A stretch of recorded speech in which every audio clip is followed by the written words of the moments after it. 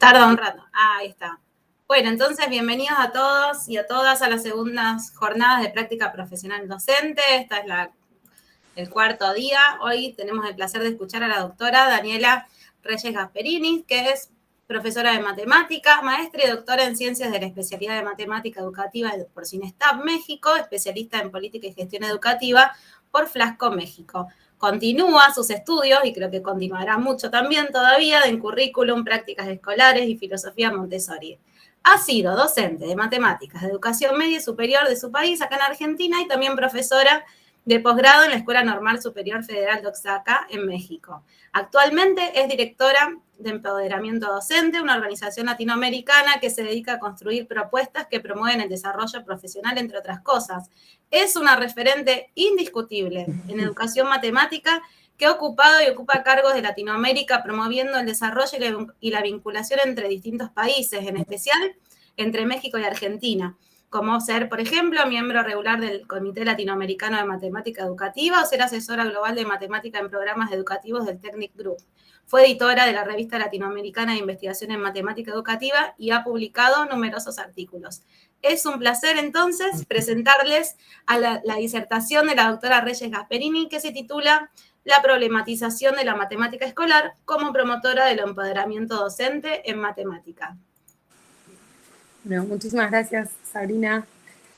A cada una de ustedes, gracias por la invitación. Recién en detrás de escena comentaba que estaba muy contenta de estar acá. Volver al país, ahora realmente estando en tierras argentinas, volver al país es muy lindo. Siempre digo que hay una deuda pendiente eterna para quien se va un rato del país y volver. Tuve el placer, el honor de estudiar siempre en educación pública y gratuita, entonces es como devolverle al país eso que nos formó, ¿no? Esta lucha que tenemos por la educación pública, la educación gratuita. Entonces, volver y poder aportar con el diálogo. Me gustó lo que acaban de comentar, de que hay diferentes maneras de disertar. Yo soy más de charlar, entonces voy a ir haciendo afirmaciones, haciendo preguntas, haciendo cuestionamientos, generando dudas. No tengo certezas. En los años que he estudiado me he dedicado a teorizar mucho. Hoy van a ver en una de las diapos que digo, con los pies en la tierra. Hay distintas maneras de trabajar el desarrollo profesional docente.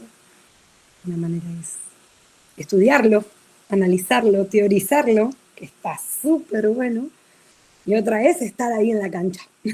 Y cuando está en la cancha, como que la teoría no te alcanza, porque no, es que nosotros tenemos que hacer esto según la teoría. Bueno, la teoría me encanta, pero la verdad, no.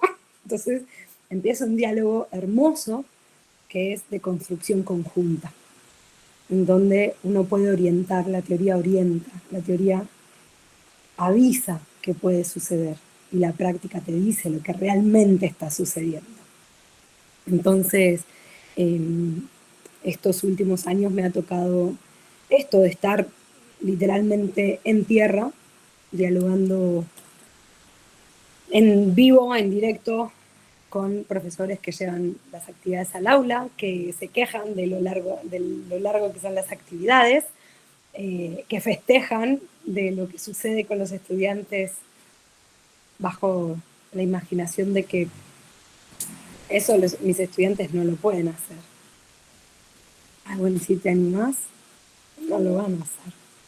Bueno, en otros momentos tocó acompañar desarrollo profesional docente, pero desde,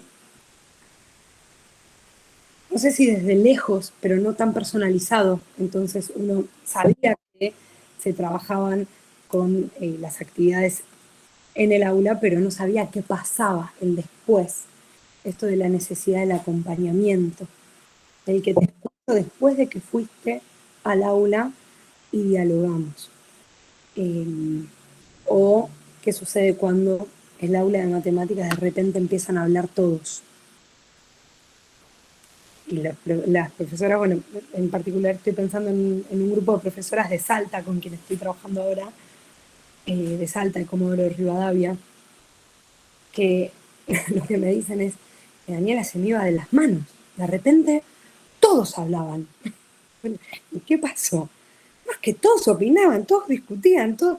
¿Y eso es bueno o es malo? No, está buenísimo, pero ¿y cómo lo corto? Entonces, los problemas ya no eran esta idea de hago hablar al estudiante. Ya generé el diálogo. Ahora, ¿cómo articulo el diálogo? Y me pregunto, ¿para qué lo hice hablar? Ahora me hablaron todos. ¿Y qué hago? O sea, ya está, los tengo todos acá, mirando y atentos. ¿Y ahora? ¿Para qué hablaron? Los hago hablar porque los quiero escuchar. No los hago hablar porque me molestan en silencio.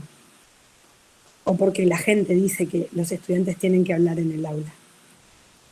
Si hablan, puedo escuchar su manera de pensar. Si hablan, puedo intervenir y dialogar con ellos. Y continuar y entender que son estos errores matemáticos tan preocupantes. O hacer que cada quien comience a trabajar ese error. Y que se escuchen entre ellos. Una de las preguntas era, bueno, vos escuchabas a todos, ¿y entre ellos se escuchaban? Ay, sí, no, a veces sí, pero cuando había respuestas diferentes, no sabes el problema que se me armaba. ¿Y cómo tomaban que hubiera respuestas diferentes en el aula de matemática? Al principio como que algo estaba mal. Entonces uno solo tiene que tener la razón. Y es la gran pelea. Hoy ni que hablar en el mundo en el que vivimos, que todos quieren tener la razón. Y es como, está bien, yo pienso otra cosa, ¿puedo? ¿Puedo sin que me ataque todo el mundo pensar distinto? Ah, bueno, en el aula podemos dialogar sobre eso, y en el aula de matemáticas también.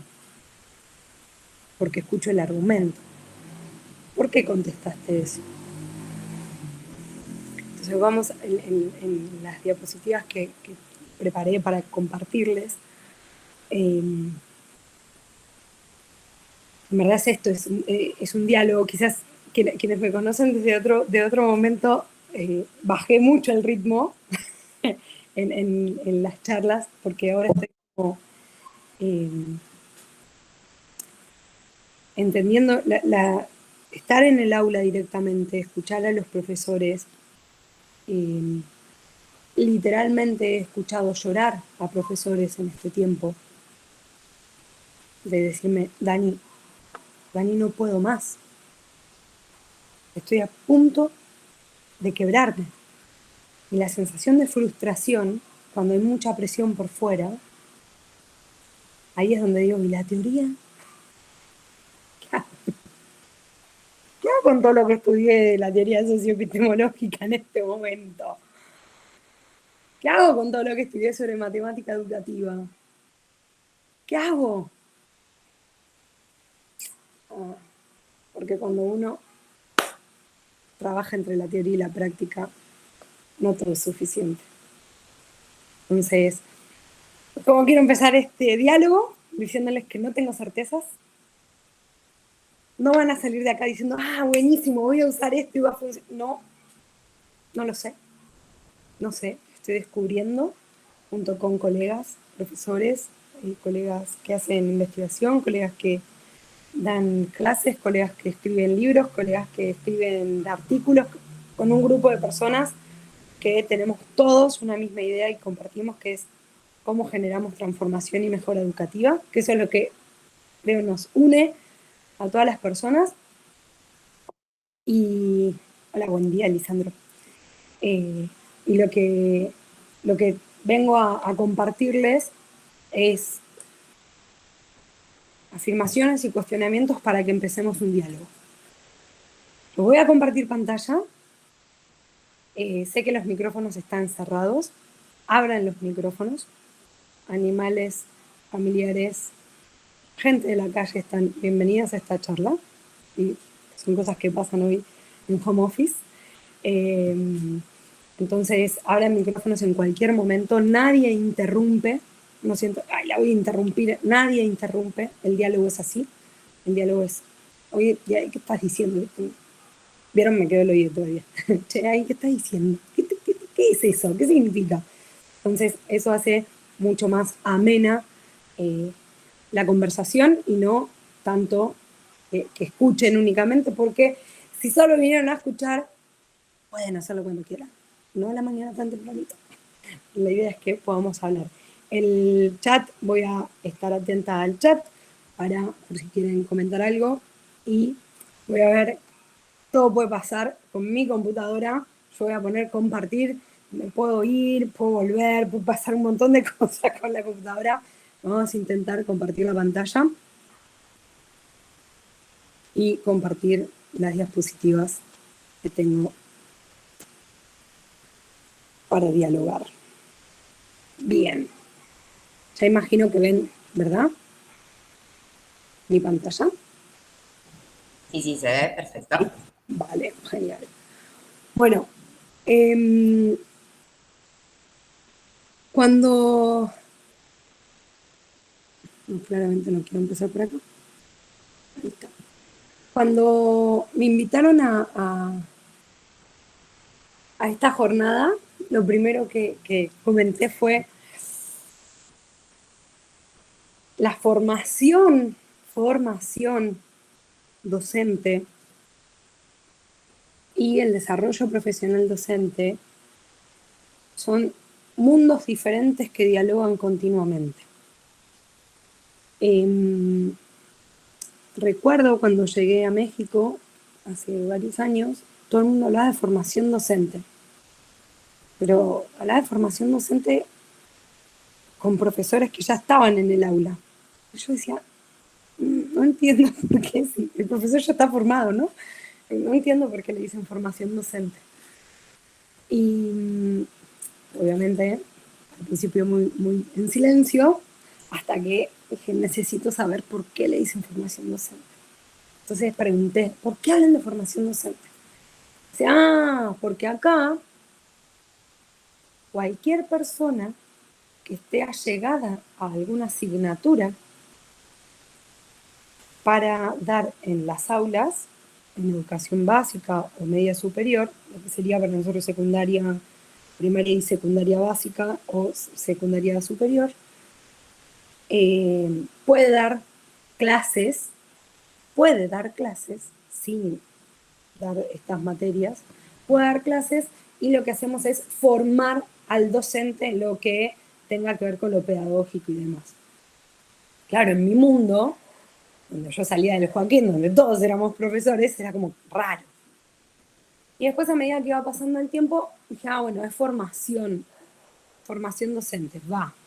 Después era profesionalización docente. ¿Se acuerdan que hubo un tiempo donde la idea de profesionalización docente estaba como muy en el diálogo de todo el mundo? Y en el examen del doctorado, el profesor Daponte, João Pedro Daponte, de Portugal, me hizo una pregunta. Estoy compartiendo esto para que vean que no todo sale de los textos, de los artículos, también de los diálogos. El profesor me dijo, Daniela, ¿por qué llamas profesionalización docente? ¿Con quién estás trabajando? Yo, con profesores. ¿Y qué? ¿Vos no considerás que son profesionales? Obvio, sí. Entonces, ¿por qué hablas de que estás profesionalizando a un docente? Y yo, a veces las palabras están cargadas de significado. Eso fue en el examen. Y para mí fue vuelco total de verdad. Lo que nosotros estamos haciendo es propiciar el desarrollo profesional docente, porque trabajamos con profesionales de la educación. Entonces, cuando empezamos a dialogar sobre qué hacemos cuando propiciamos un espacio de desarrollo profesional docente, no cabe en mi cabeza pensar en que voy a darle algo al profesor. Entonces muchos lo toman como, ay, bueno, es una filosofía es una forma de... No, no. Es mi manera de entablar un diálogo.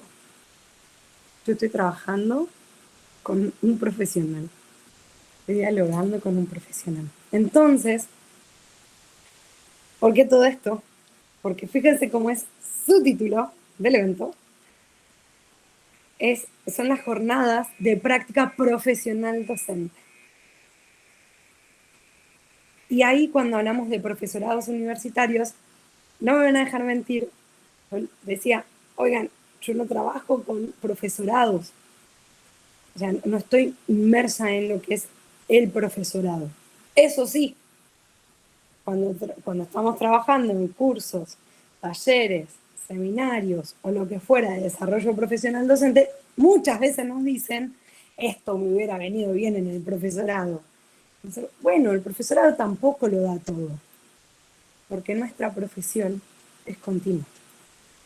Es de esas profesiones que uno dice, vale la pena seguir estando en tratativa de mejorar. ¿Por qué mi afirmación de que no existen recetas mágicas? Porque somos una disciplina social. Trabajamos con personas. Entonces, cuando a mí me hablan de que existe una manera en la cual generar buenas cosas, bueno, por ahora, porque no sé qué va a pasar después. Pandemia nos ha dicho, apenas surgió la pandemia, el primer encuentro que tuve con mis compañeros, compañeras de equipo, fue preguntarnos dónde está la investigación que nos va a ayudar a salir de esto, a transitarlo. Recién como que empieza a aparecer un poco. Y en el título de la propuesta para dialogar el día de hoy, hablo de dos cosas que es problematización de la matemática escolar y empoderamiento docente en matemáticas. Y la idea es que esta problematización de la matemática escolar promueva, sea uno de los tantos elementos que puedan generar el empoderamiento docente.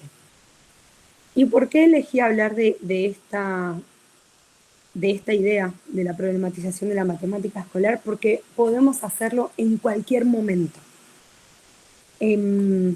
Justo ayer una profesora que está en uno de los procesos de desarrollo profesional con nosotros me preguntó, Dani, ¿puedo llevar al profesorado la actividad que hicimos? Por supuesto, todo es libre. Entonces, sí se pueden interactuar entre lo que se promueve en desarrollo profesional docente y lo que se hace en lo que es propiamente la formación docente. Entonces, en esta articulación de ideas entre lo que es la problematización de la matemática escolar y el empoderamiento docente, lo primero que quiero compartir es que escuchando las conferencias de la jornada, también se habla de la matemática escolar. Entonces, si en algún momento de mi vida quería diferenciar todo, hoy no, hoy no lo deseo. No sé si está bien o está mal, pero me hace estar en paz conmigo misma y con el diálogo con profesores y profesoras.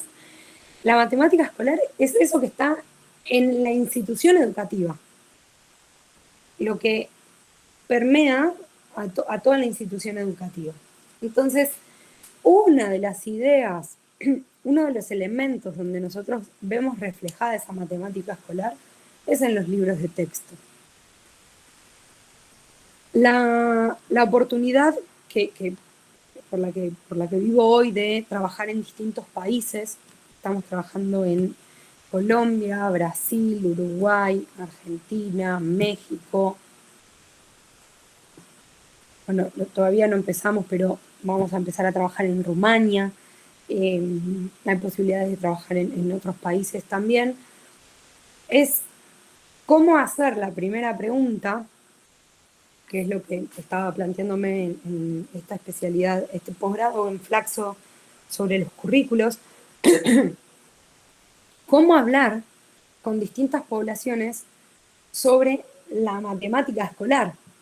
Bueno, desde hace mucho tiempo se están haciendo trabajos donde se revisan los libros de texto y hay muchos que dicen lo mismo, poquito más, poquito menos, pero las ideas centrales son las mismas.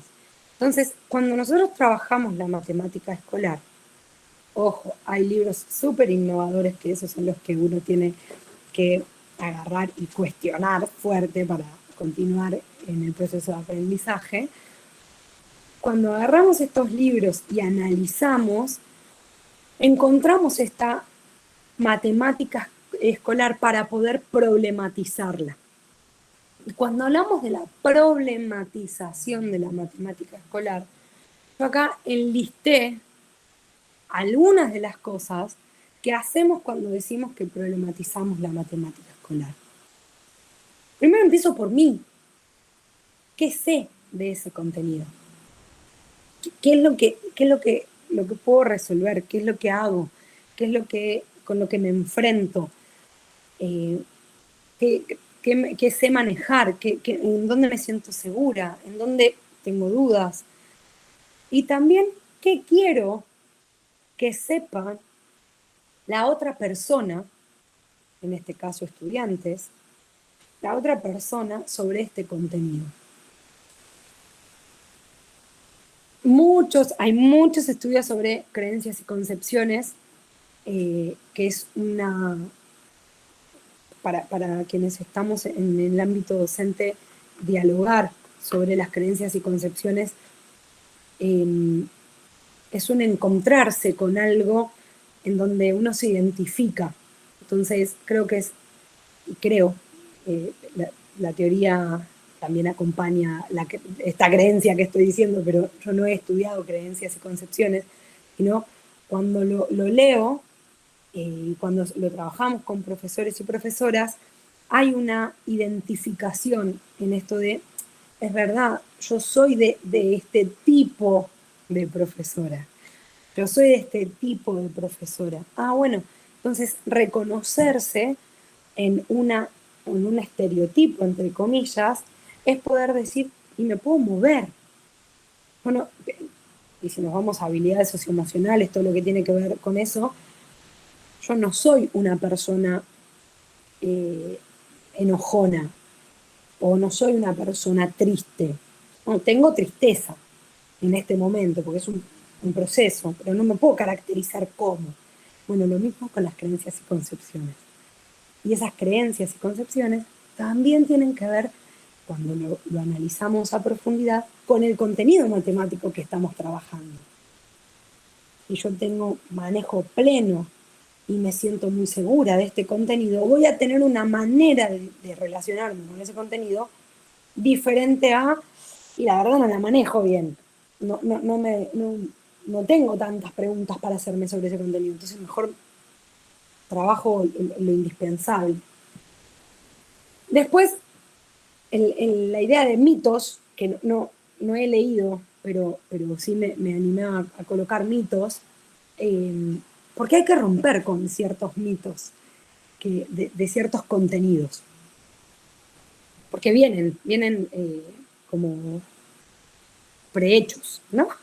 Hay mitos sobre contenidos que los estudiantes no van a saber, no van a entender, o que los profesores nunca dan. Estas afirmaciones que se vuelven mitología, donde la verdad, veamos si es realmente de esa manera. Hay certezas, hay dudas, depende de los tiempos. Hay una manera, como recién veíamos, de la presentación en el sistema educativo que se necesita, hay necesidades de contenidos específicos, porque muchas veces a profesoras y profesores de matemáticas nos ven como los que servimos a otras asignaturas. Necesito que el de matemáticas dé trigonometría porque les tengo que explicar en física. De repente, bueno, y si dialogamos, y construimos algo en donde los dos estemos generando algo en el estudiante, porque vos no me necesitas a mí para dar algo vos. En verdad, juntos estamos trabajando para que se desarrolle personal, personal y educativamente una persona, porque estamos trabajando sobre lo que es el desarrollo de un futuro ciudadano, y digo futuro ciudadano por cuestión legal, pero no es que vos me necesitas a mí para dar algo vos. Ahora estamos trabajando para, por y con el mismo estudiante. Entonces, estos diálogos pueden comenzar a hacerse, y ahora vamos a ver un trabajo que salió recién del MIT, donde habla de 3 ideas que se pueden trabajar sobre desarrollo profesional docente. El trabajo con evaluaciones estandarizadas por para qué, cuándo, cómo, de qué nos sirven, por qué hay que verlas con cariño, si tienen que ver con un uso para el desarrollo del aprendizaje de los estudiantes y no solo como algo malo, cómo son diseñadas, qué se quieren lograr con esos, con cada uno de los ítems, con cada uno de los distractores, por qué son importantes los distractores, qué nos dicen, cómo podemos actuar sobre eso. Y después, errores característicos, posibles estrategias, algoritmos, la funcionalidad de esa matemática que está en los libros de texto y en el currículo específicamente, y después todo lo que tenga que ver con preguntas sobre origen, dónde surgió, por qué surgió, cuándo surgió, en qué contexto surgió. Y esto solemos comentarlo de, a veces el contexto en donde surgió no nos sirve ni un poquito. Conviene no retomarlo, porque es más complejo que hacer una clase expositiva. Sí, acabo de decir clase expositiva, porque tampoco hay que estigmatizar cada una de las clases. La idea es cómo generamos todo el proceso. No podemos evaluar a una persona o caracterizar a una persona por una sesión, y tampoco por una evaluación, pero seguiremos hablando de eso. Y las prácticas asociadas, que tiene que ver con que, aparte del contenido curricular, cuáles son estas prácticas que están asociadas a la matemática escolar, que yo puedo, ante ellas, con ellas, generar discusiones y construcción de la matemática, de los contenidos matemáticos. Esto seguramente me lo habrán escuchado decir, pero es algo en lo que creo y he confirmado con el tiempo, con el trabajo con profesores y profesoras, y a través de ellos el trabajo con estudiantes, que si nosotros hacemos que la práctica, la actividad práctica de las matemáticas no sea el proceso de confirmación de un aprendizaje, sino el escenario de construcción y aprendizaje, cambia completamente lo que el estudiante va a estar generando en una dinámica áulica. Digo de nuevo, nosotros está la actividad tradicional en el aula, y no por decir tradicional es mala, tradicional y punto, que es expongo, ejercito y después pongo una actividad práctica para ver si entendieron, aprendieron, comprendieron, y todos los verbos que se puedan imaginar, ese contenido que yo acabo de explicar. Entonces, la actividad práctica confirma el aprendizaje. Ahora, podemos trabajar con la práctica, desde la práctica construir el contenido matemático y después finalizar el proceso con la presentación del contenido que nosotros presentábamos previamente. Algunos pueden estar pensando, Daniela, eso lo hacemos hace un montón de tiempo. Sí, buenísimo. Todavía hay lugares en donde no se está haciendo, y hay profesores y profesoras en donde consideran que eso no es válido. Hay que ir a agarrar y trabajar con ellos. No funciona. Para esos profesores y profesoras funciona esa actividad. El tema es qué queremos que el estudiante aprenda. Decime, ¿qué querés que el estudiante aprenda? Y podemos hablar de distintas estrategias para desarrollarse activamente en el aula. Ahora, cuando trabajamos con libros de texto, hay ciertas preguntas. Esto es una serie de preguntas, tiene la idea de probabilidad teórica, porque viene el enunciado que les voy a mostrar, tiene que ver con probabilidad teórica. Estas son preguntas que le hacemos al libro, a las actividades del libro. ¿Por qué?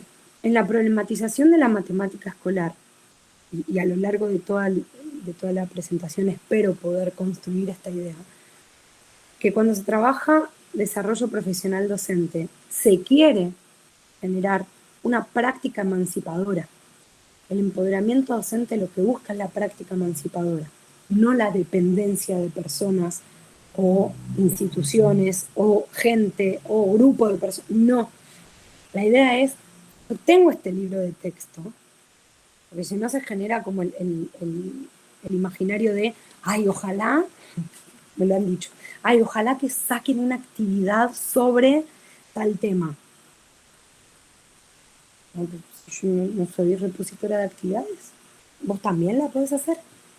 No, pero yo no, imagínate yo haciendo. Claro, porque no se inventa desde el cero. No tenés que tener una hoja en blanco para comenzar. Esa actividad que usas siempre. Vení, tráela. Empezamos a preguntarle cosas. Entonces, a medida que empiezan a preguntarle a la actividad con la que trabajan siempre, comienzan a hacerle rediseños. Entonces, eso, con lo que saben que van a responder los estudiantes, donde saben que se van a equivocar, donde saben que va a haber una respuesta matemáticamente correcta, donde saben que va a haber diálogo, eso que hacen siempre, comienzan a rediseñarlo. Entonces, sí estamos generando lo que queremos, que es una práctica emancipadora y el diálogo colectivo, pero no la espera de la entrega de material, que no va a haber material fantástico, no existe. Ni siquiera, y miren que nos dedicamos a hacer actividades para el aula, y siempre empezamos diciendo, esto puede que funcione, ha funcionado en todos estos lugares, en este no, en este quizás, pero eso tiene que ver con lo que pueda suceder con el grupo de estudiantes. Para las evaluaciones estandarizadas, los ítems, cada ítem, no sé si ustedes, ¿alguno de ustedes alguna vez diseñó ítems para evaluaciones estandarizadas? No. ¿Alguien más?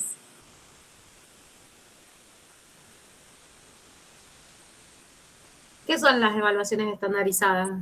Las que tienen preguntas tipo multiple choice. Las no. de aprender, o cualquiera de estas, las PISA. No, jamás. Más, va. Jamás.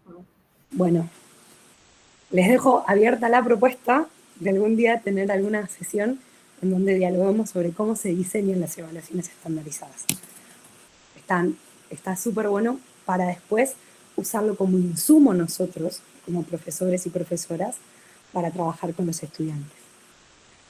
Cuando analizamos un ítem de una evaluación estandarizada, lo que buscamos es entender qué es lo que quiere preguntar. Y, dato, lo más importante de un ítem, de una evaluación multiple choice, no es la respuesta correcta, son los distractores. Un ítem está bien hecho si el distractor es bueno. ¿Qué? O sea, si hago que el estudiante se equivoque, ¿está bien hecho el distractor? Sí. ¿Está bien hecho el reactivo? Sí.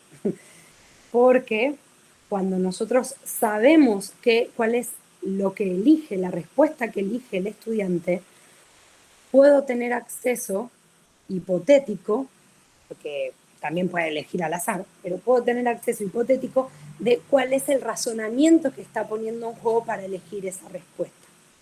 Entonces puedo volver a trabajar con ese grupo de estudiantes sobre un error que está arraigado en un grupo de estudiantes y poder dialogar desde el tipo de razonamiento que hay.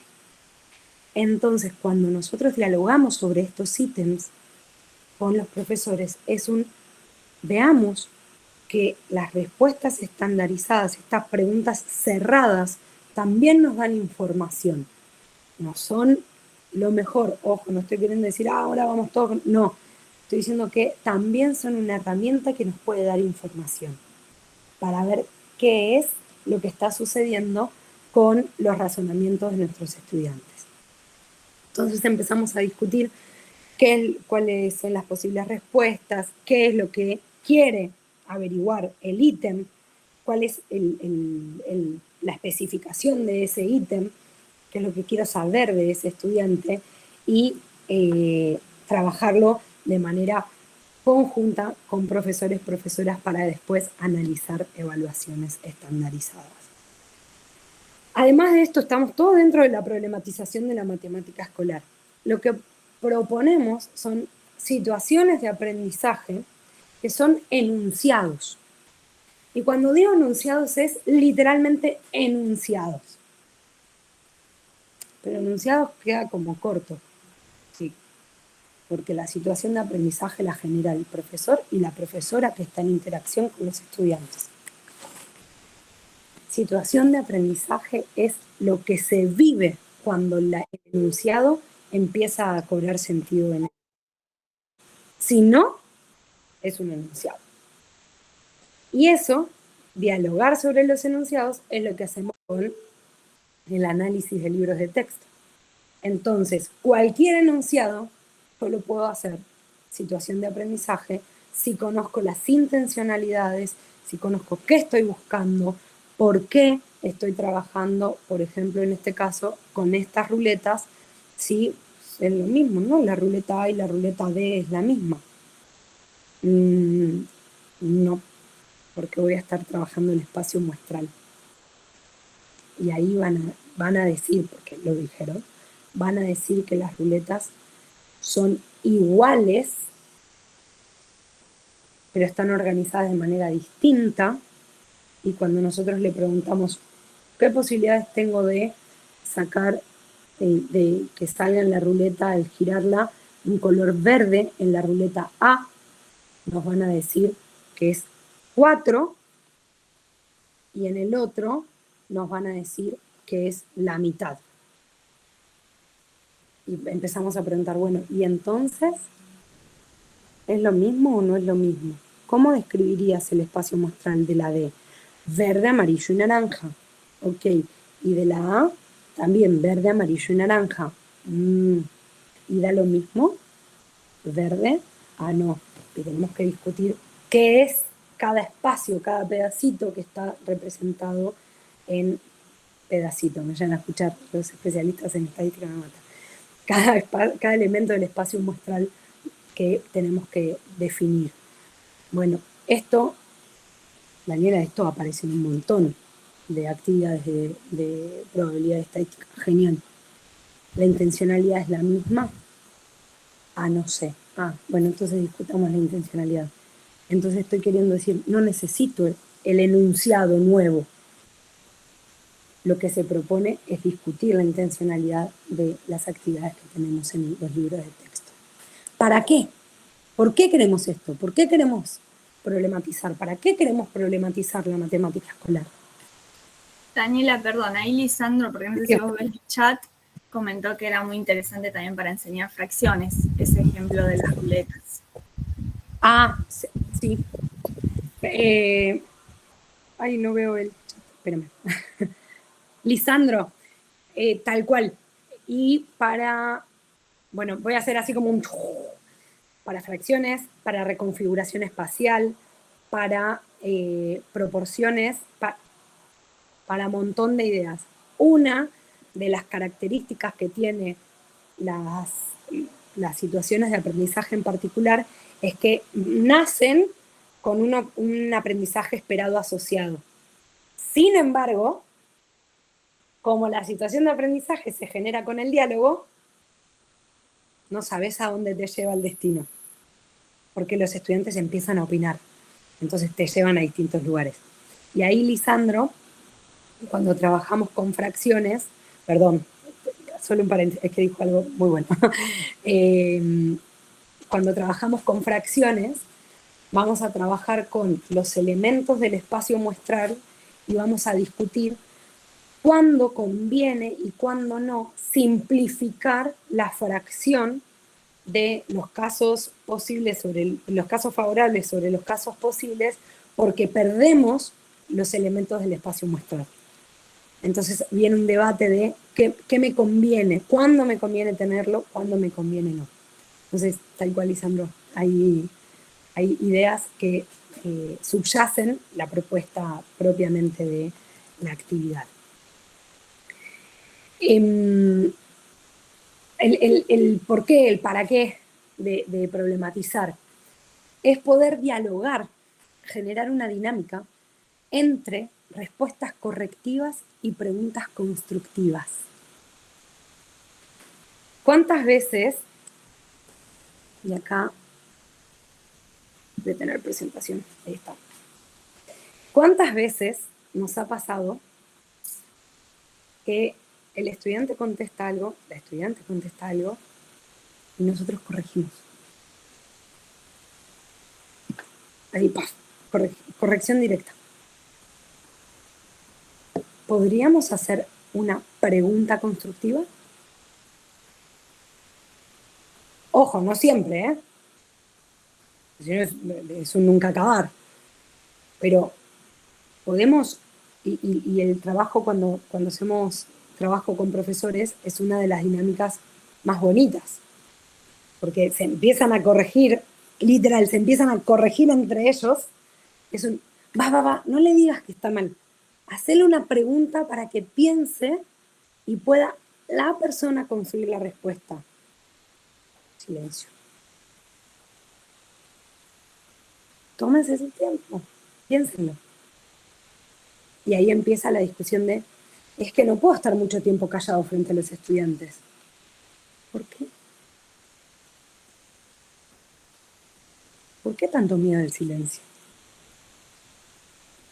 O preguntar algo y que no te contesten y empezar. Bueno, ¿alguien tiene la respuesta?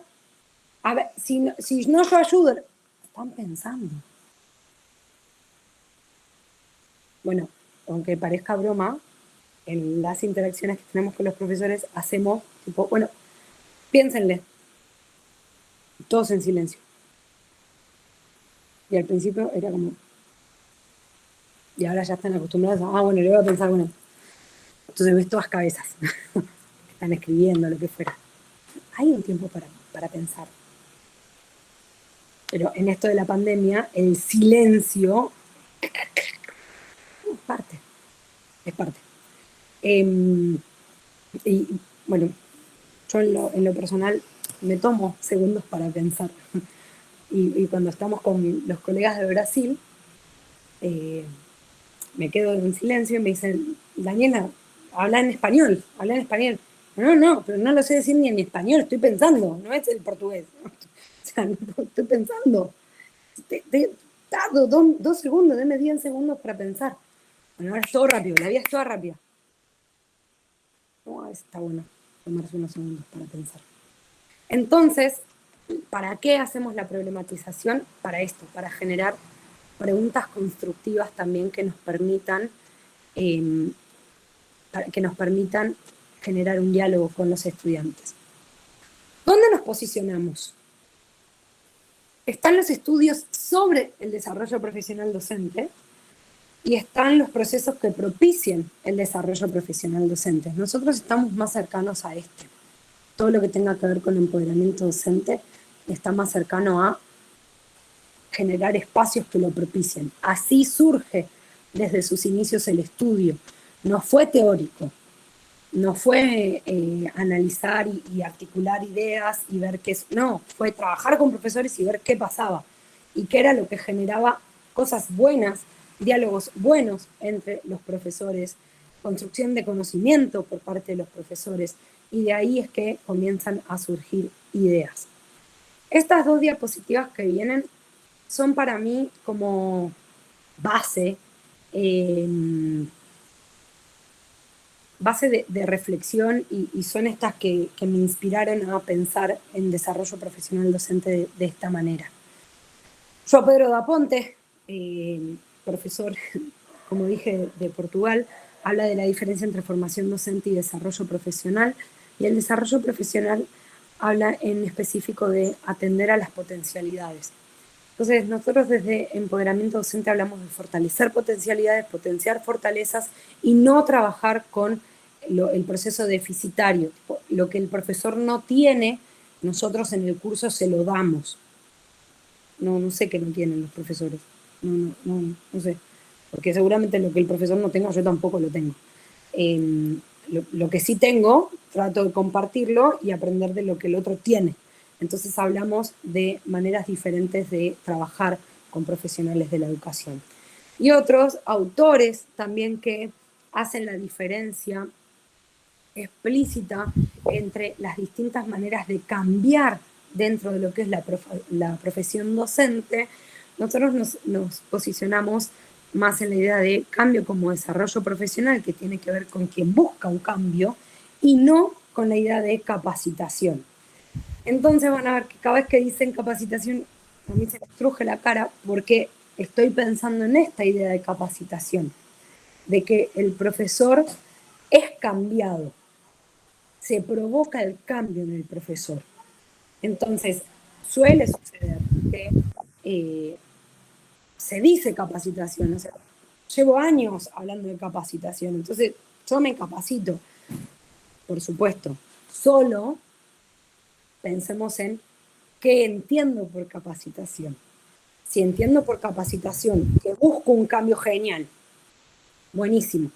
Ahora la capacitación de quienes hablan con la lupita por arriba para capacitar a profesores, la pregunta es, ¿por qué? ¿Qué necesitas de eso? Dani, ahí también aportaron otra cosa en el chat. No sé si Ale tiene micrófono o si no lo leemos. ¿Quieren que lo lea? Dice, también al terminar una situación problemática preguntaron si entendieron y en realidad deberíamos repreguntar con un concepto dado en la situación y que la respuesta de los estudiantes sea constructiva, es decir, que quede incorporado el aprendizaje significativo en el estudiante. Repreguntarnos. Tal cual, Ale, Ale, perdón, es que no sé el nombre completo, perdón por la confianza. Ale, tal cual, cuando se termina, primero, lo primero que van a decir quizás es, Alejandro, ahí está, Alejandro, lo primero que van a decir es, la pasé súper bien, hablé por primera vez en una sesión de matemáticas, mirá, las matemáticas no es tan difícil, va, buenísimo. Y ahora lo que dice Alejandro es, ¿y el aprendizaje? Ya, acá, vengan, porque hay un objetivo, no perdemos de vista el objetivo, ¿sí?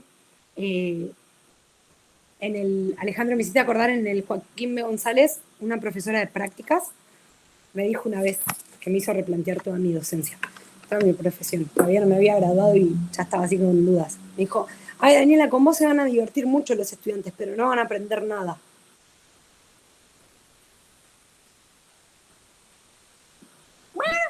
Me voy a hacer clown, quizá la pase mejor. O sea, fue como, ¿qué significa esto? Claro, yo pretendía trabajar con expresiones algebraicas a partir de señales de tránsito,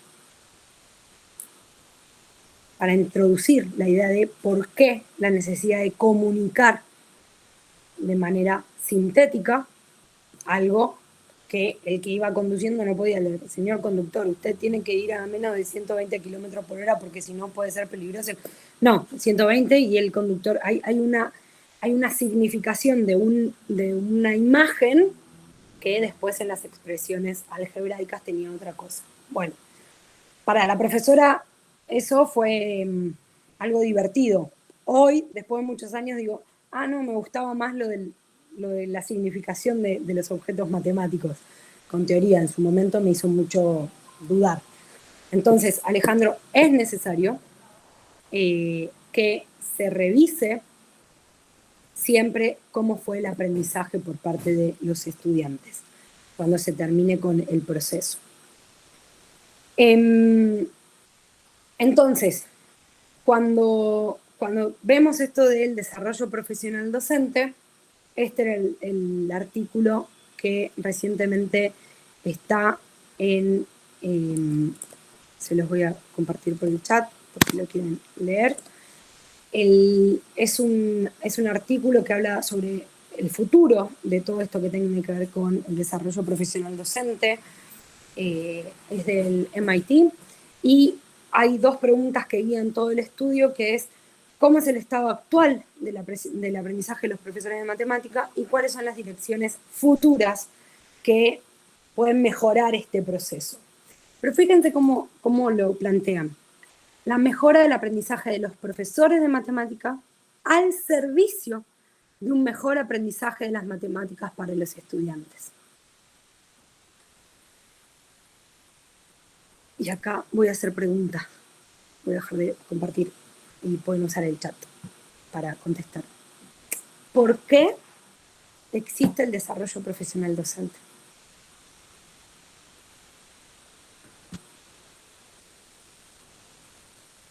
Chat, audio, lo que fuera.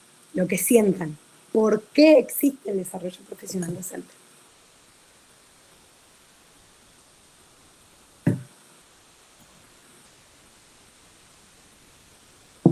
Qué difícil. Bueno, si quieren, para romper el hielo, yo, por mi parte, creo que siempre me seguí capacitando por mi propia curiosidad. No sé, me gustaba enseñar porque soy curiosa. Y fue el gran promotor. Buenísimo. Eso para vos, la curiosidad. Sí, saber más. Yo tuve una diferencia muy grande en mi experiencia personal enseñando matemática a nivel universitario solamente. No tuve la suerte de llegar al nivel secundario, que algún día ojalá vaya. Pero haber aprendido mucha más matemática haciendo el doctorado más específico en matemática aplicada, me dio mucha seguridad después en el aula. Y puedo disfrutar muchísimo más con mis alumnos de hacer actividades locas. Hay muchas alumnas mías acá conectadas y no sé si fue solo el doctorado, quizás hubiera hecho un montón de otros cursos o capacitaciones, hubiera sido lo mismo, no es por ser doctor en matemática, que ahora sé un montón y lo transmito, es simplemente por siempre haber seguido estudiando y formándome. No sé si se entiende. Buenísimo, Sabrina. Me quedo con ideas. ¿Qué dijiste? ¿Seguridad? Seguridad. Búsqueda de seguridad. Curiosidad. Y después hablamos de si realmente, Sabrina, transmitís conocimiento. ¿Lo dijiste? Me lo anoté. Ahora vamos a hablar de lo que hacemos en el aula. Si transmitimos o hacemos otra cosa. No lo sé. Dice... Departamento de Matemática, no, Departamento de Matemática, claro, porque hay un montón. Soy yo, Virginia, porque estamos varias con departamento. Sí. Virginia, porque la formación nunca termina, y Lisandro te acompaña y dice, estamos siempre aprendiendo, para actualizarnos, Alejandro dice, para actualizarnos, Mónica, para crecer profesionalmente y porque los tiempos cambian. Buenísimo. ¿Alguna vez escucharon que existe el desarrollo profesional docente para corregir los errores de los profesores?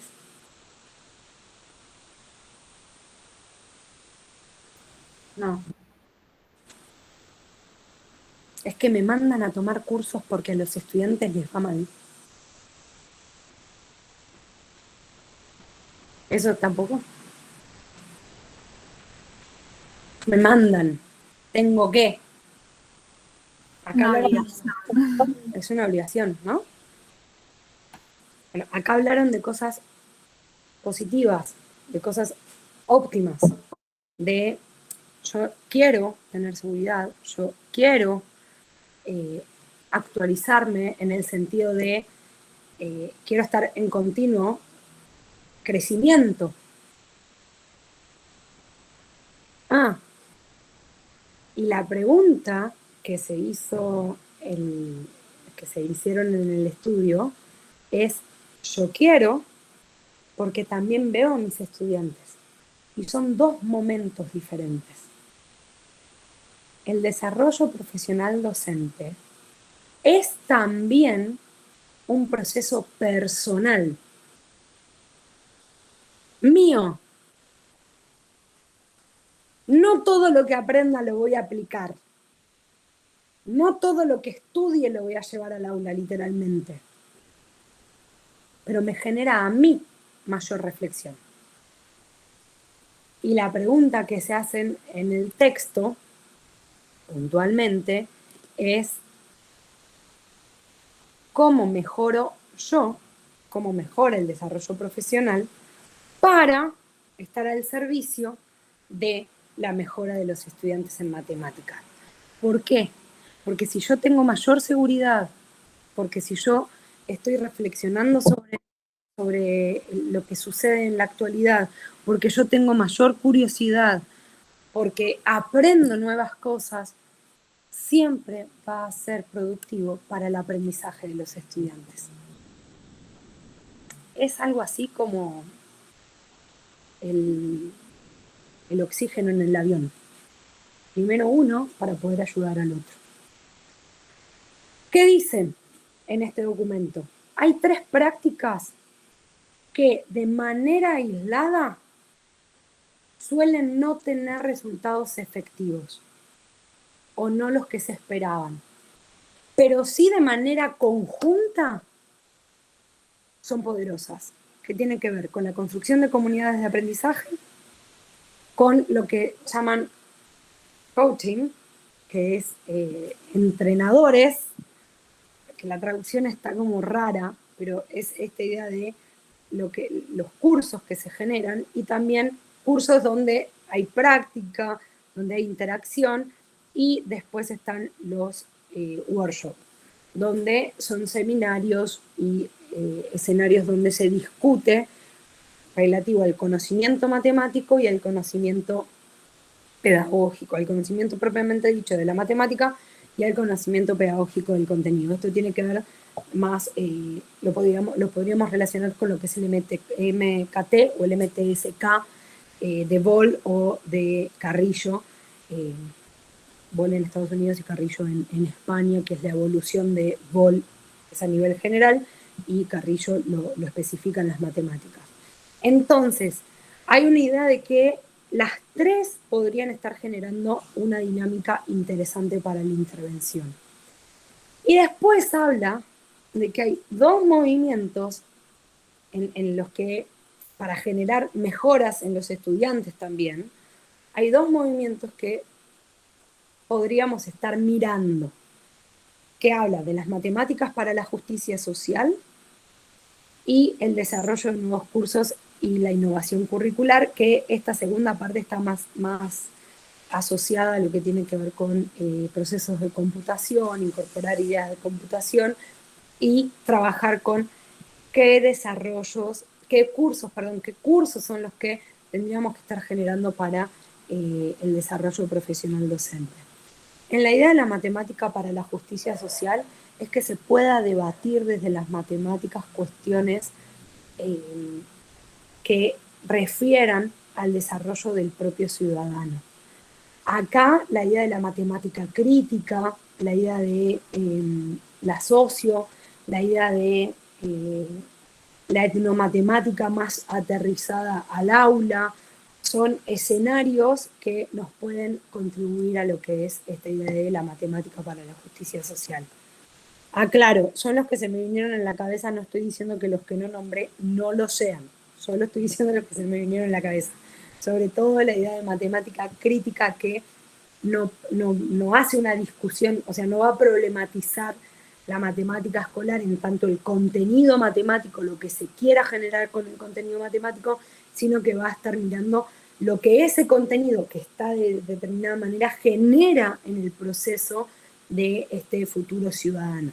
Entonces ahí es donde las combinaciones y el área en donde cada teoría se dedica puede contribuir al desarrollo profesional docente como he dicho alguna vez, no conozco un docente que se pare en un aula y diga yo soy y declare su teoría. En verdad uno hace y trabaja con estudiantes y a veces les es funcional una corriente teórica, a veces les es funcional otra, y la diversidad de corrientes teóricas es lo que nos permite vivir en una realidad en donde es mucho más que una presentación teórica propiamente dicha. La pregunta con la que cierran es si vamos a enseñar a los alumnos, estudiantes, de forma diferente, cómo debemos preparar a los profesores de forma diferente. En lo personal, el verbo deber a mí me hace un poco de ruido porque no sé lo que se debe y no se debe, es quizás lo que se propone, pero es esto de, oigan, si están planteando toda una forma diferente del proceso de aprendizaje y del aprendizaje significativo por parte de los estudiantes, pues entonces también veamos la parte de que vamos a estar trabajando en el desarrollo profesional por parte de los docentes. Ahora, ¿qué tiene que ver esto con empoderamiento docente? Claro, cuando nosotros, esto salió, como ven, salió el 13 de octubre, cuando nosotros lo trabajamos, lo estudiamos, lo analizamos, decimos, bueno, estamos yendo bajo la lógica de no únicamente una acción, sino una propuesta en donde haya ideas, que ahora vamos a ver, que tienen que ver con el aprendizaje centrado en la persona, que estén dialogando para la construcción de una comunidad de aprendizaje. Lo primero, como egresada de un profesorado, y porque sé que acá hay estudiantes de profesorado y profesores de profesorado, es súper importante que exista coherencia entre lo que es la teoría y la práctica. En algunos lugares ha sucedido que cuando digo esto, varios de los que están estudiando profesorado se mueren de risa, pero en silencio, para que no se les escuche. Pero esto es, ojo, cuando hacemos afirmaciones tan contundentes de lo que es una buena teoría, y lo que es del deber ser en un aula, porque estamos siendo ejemplo de ese deber ser. Entonces tiene que haber coherencia entre lo que decimos y lo que hacemos. Y a veces, en particular en el profesorado, bueno, con toda mi experiencia, me pasaba que la teoría de lo que debía hacer y en mi clase de matemáticas propiamente dicha, que me enseñaban matemática y yo aprendía matemática, era como, bueno, pero nada que ver a lo que dijo la profe de didáctica, ¿verdad? No, nada que ver, olvídate, esto es otra cosa, esto es matemática para nosotros. Entonces, como, bueno, pero quizás podríamos verlo. Es complejo, por supuesto. Ahora, 10 años después, más o menos de que salí del profesorado, cuando veo y me cuentan dinámicas que hay en el profesorado, digo, claro, esto ya se empezó a permearse todo lo que es la teoría y la práctica en conjunto. Entonces eso da un punto a favor a lo que es la reflexión del futuro profesor. Una disciplina de referencia y ver lo local y lo global también son ideas que para un estudiante, para profesor o profesora, es importante considerar. ¿Por qué?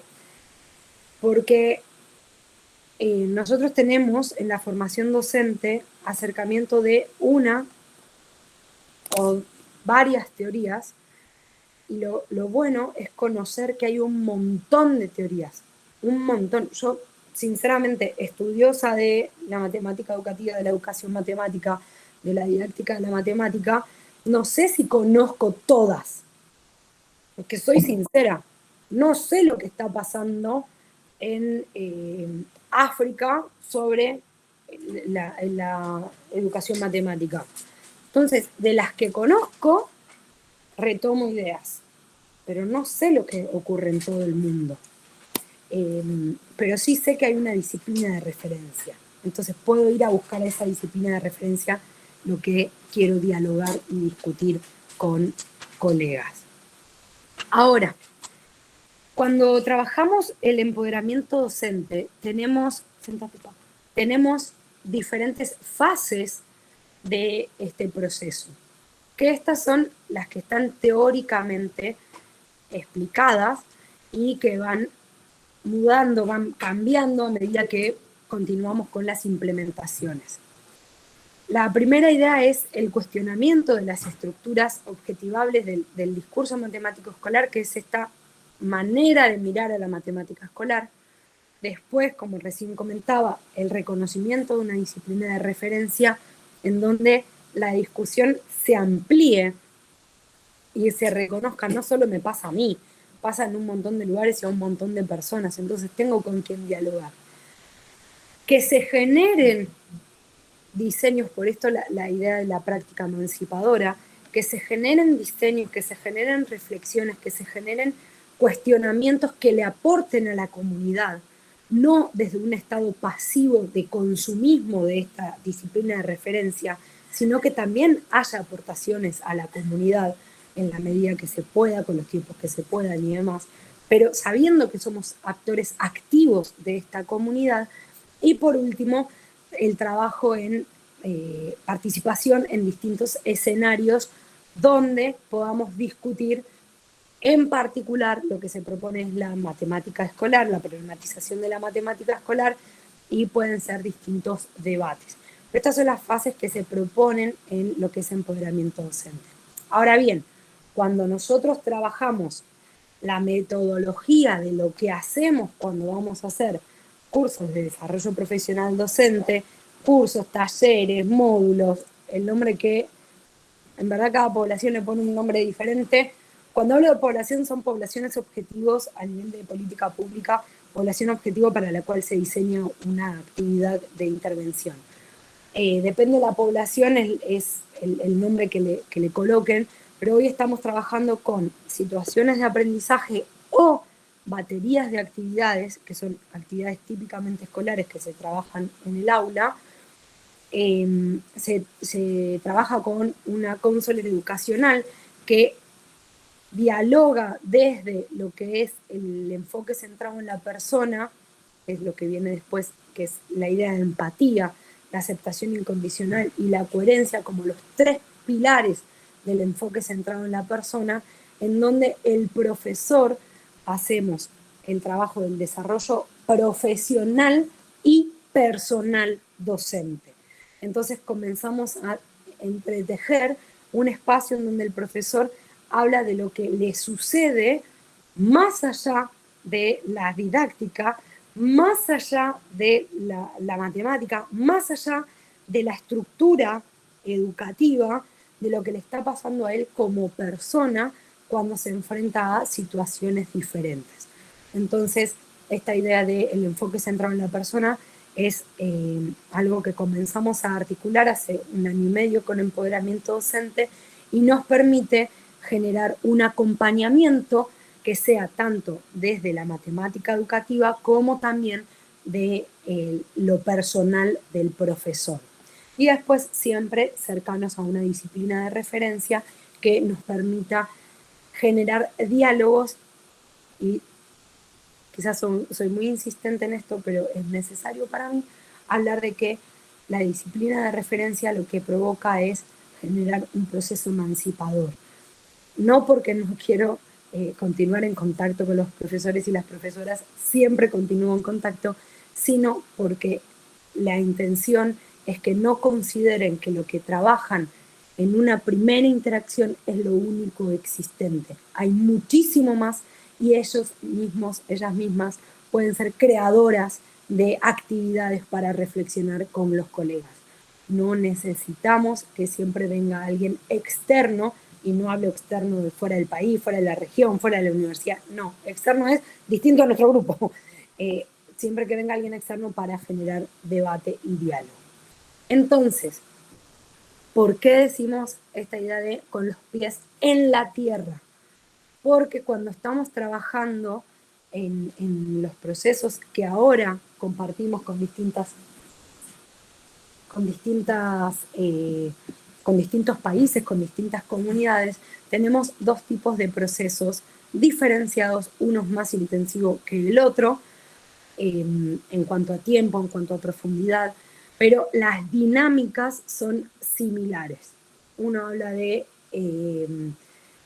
problematización de la matemática escolar, entre propuesta de diseño y desarrollo del pensamiento van de la mano, es esta situación de aprendizaje en donde se discuten las intencionalidades de cada una de las preguntas, se hace un análisis del contenido curricular que estamos poniendo en juego, y por último se trabaja las implicaciones que vamos a estar considerando para llevarlas al aula.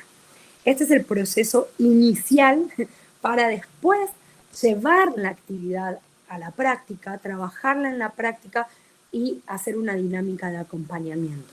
La virtualidad nos benefició, aunque suene raro, nos benefició en que pudimos hacer el acompañamiento in situ, o sea, trabajando con profesores que iban al aula y nos permitían el acceso a las aulas, y después teníamos diálogos sobre eso que estaba sucediendo, que para quienes tienen idea sobre lo que es Lesson Study, es como el proceso final, solo que acá no trabajamos en la discusión de una actividad que se replica continuamente y queremos hacer esta actividad fuerte, sino que trabajamos con lo que es el desarrollo profesional docente que permita procesos de aprendizaje significativos por parte de los estudiantes.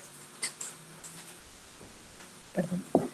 Y otra de las actividades que hacemos, que esta es más corta, lo que trabajamos son en un periodo determinado, que esto es casi un mes, trabajamos las baterías de actividades, posteriormente se realiza la implementación en el aula y es una semana de la implementación porque las baterías de tarea es más corta, son actividades puntuales, no es una secuencia didáctica, sino que son actividades individuales, se realiza la implementación y posteriormente se discute sobre eso que ha ocurrido en el aula.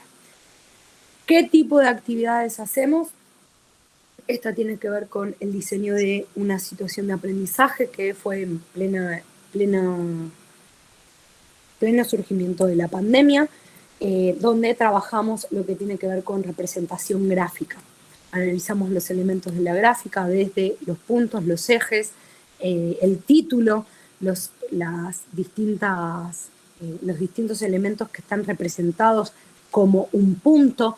En este caso, el tamaño de cada burbuja nos representa algo, la posición en la gráfica tiene otra representación, y vamos estudiando lo que son las representaciones gráficas de procesos desde un contexto en particular que tenía que ver y tiene que ver hoy día con lo que es el COVID, y podemos relacionar cuestiones de donde yo me ubicaría, con qué burbuja me siento más identificado, dónde contribuí en mi experiencia para que eso fuera de esa manera. Así, bueno, ya nos fuimos más a los cines, qué significa que estén en el -100, cuál es el origen, qué significa la referencia, el punto de referencia, todo con un gráfico específico para discutir. Después tenemos la actividad de las ruletas, o bien esto es para primer año, que están en este tránsito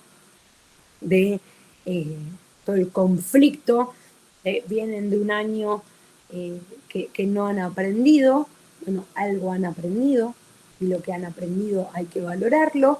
Entonces, ¿cómo trabajamos? Esto es comparaciones de capacidades, se trabaja con el litro, se trabaja con el kilo también, con distintas unidades de medida, y acá trabajamos en específico lo que son los errores dentro de si tenemos, por ejemplo, 0,900, entonces 950 o 790 es mayor que 0,9 porque 79 es mayor que 9.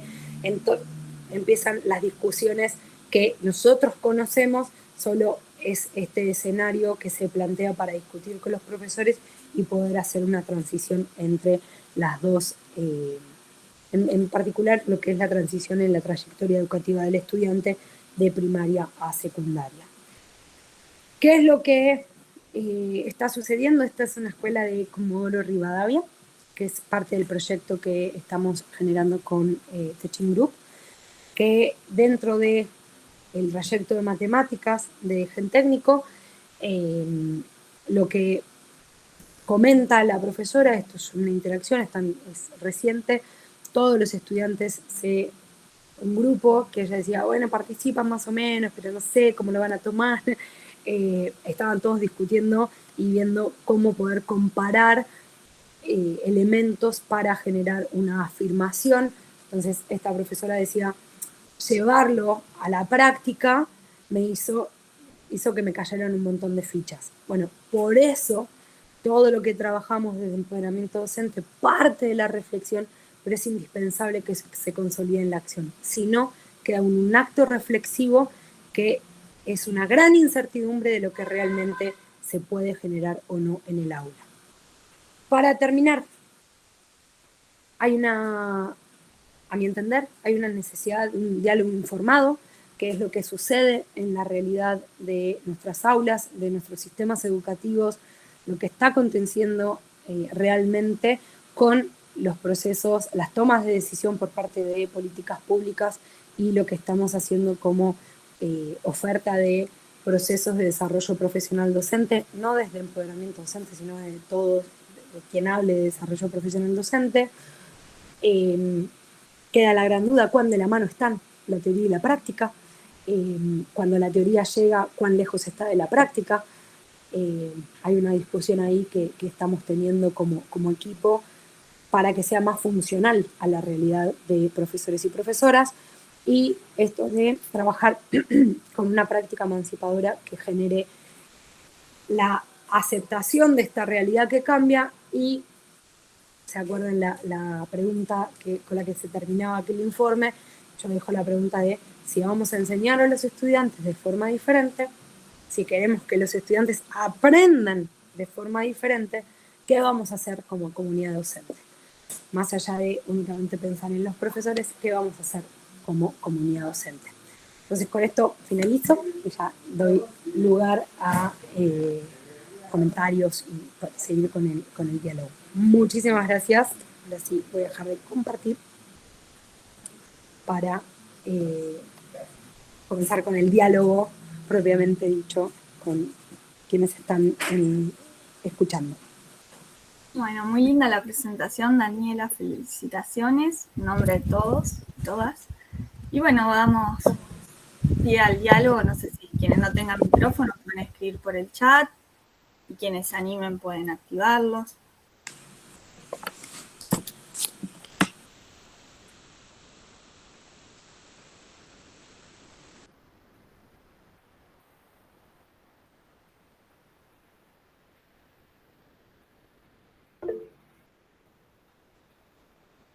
Yo tengo una pregunta.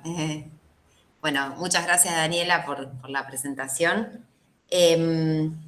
Algo en lo que me quedé pensando es respecto de lo que mencionabas, en algún momento hablabas de pensar en estas actividades para los estudiantes que los involucren desde otro lugar, que no sea esta actividad en términos de la práctica para reforzar lo que es el contenido que se desarrolló previamente, ¿no? Esas actividades para la construcción del conocimiento, o sea, ubicarnos desde el rol de docentes que propongan ese tipo de actividades.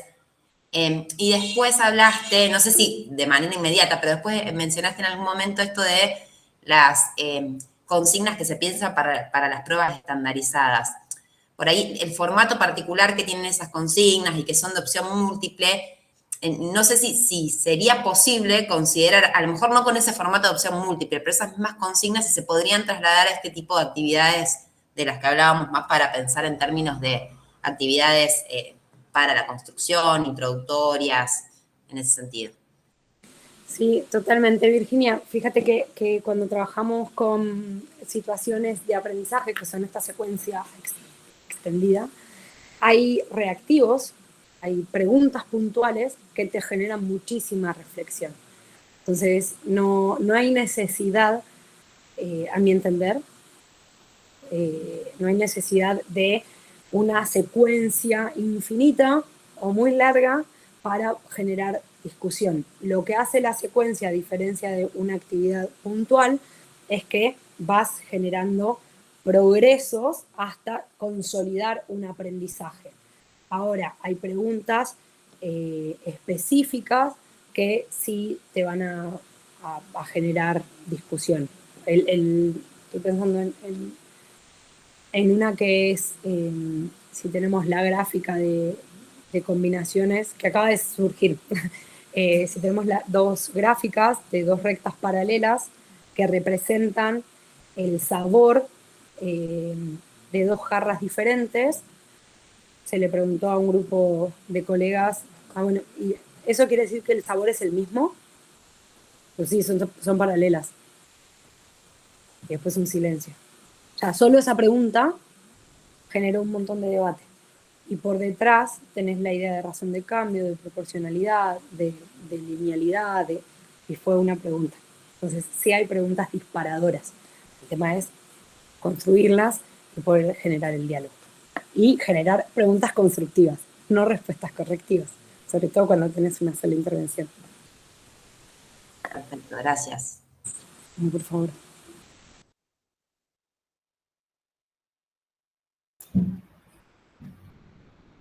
Mientras esperamos, te quería hacer una consulta. Comentaste varias veces que te hacía ruido la palabra capacitación docente. Pero quería saber porque das cursos para docentes, o has dado, y quería saber cómo los llamabas y qué tipo de actividades has planteado para salir de la capacitación esto no es una propuesta de lo que yo te voy a enseñar, sino de lo que todos vamos a aprender. ¿Cómo lo implementaste? Primero, hablamos de desarrollo profesional docente, todo el tiempo.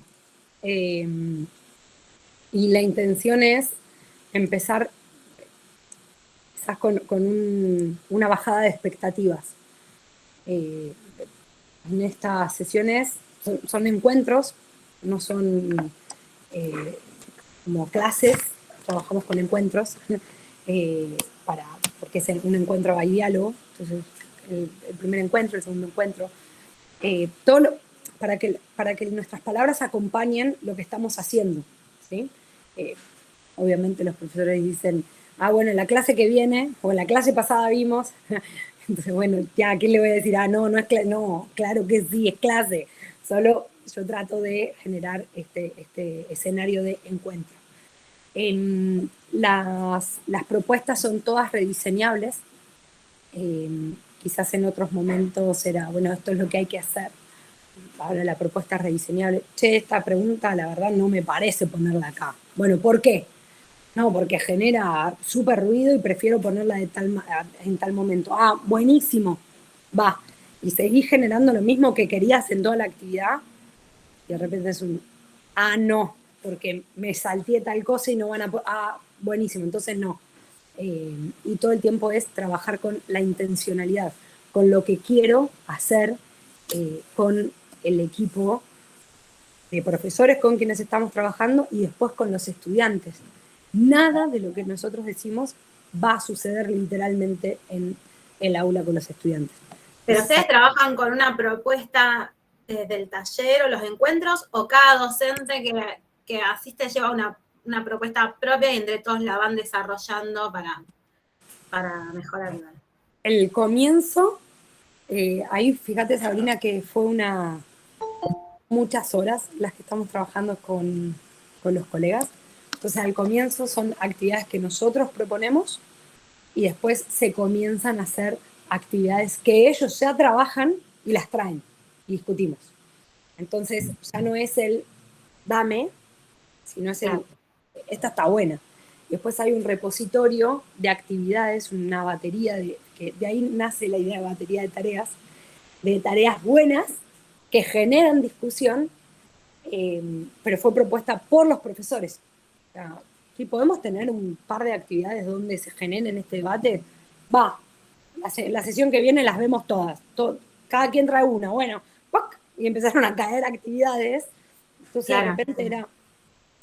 Que no me imagino cómo pueden hacer todo eso en en pocas sesiones, no sé, me imagino trabajando eso en pocos encuentros, o sea, porque recién mostraste diapositivas que había proyectos de 4 semanas o 5, y me imagino un semestre trabajando, porque es tan lindo compartir, porque cuando uno se entusiasma y sale cada vez más linda la cosa, me imagino cada docente compartiendo su propuesta, mejorándola, no sé, ¿cuántos pueden ser los participantes? 20, ya está, no me alcanzó más el tiempo para todo el año. Bueno, al principio es más complejo. Ah. Al principio sí, es como todo. Las primeras sesiones son de 16 horas cada módulo, ¿sí?